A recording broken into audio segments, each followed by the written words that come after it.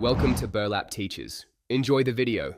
You start by powering off and unplugging the machine. This prevents live voltages.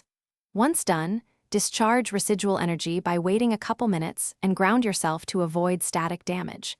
Make sure you can clearly see the GPU's power cables and the retaining screw at the rear. Now remove the PCIe power connectors by pressing the clip and pulling straight. Unscrew the bracket screw while holding the card to prevent it from tilting. These first steps set the rest of the operation up for success. You should press the slot latch to release the GPU from the motherboard.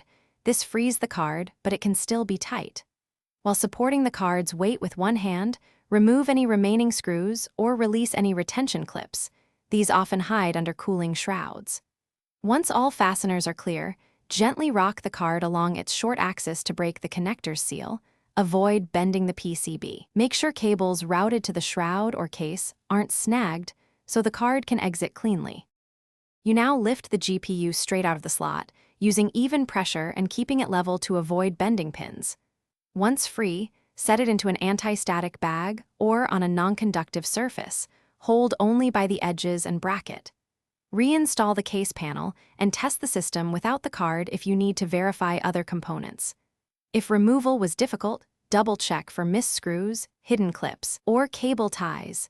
This one troubleshooting check prevents damage much better than Thanks for watching. Consider subscribing if this video helped you.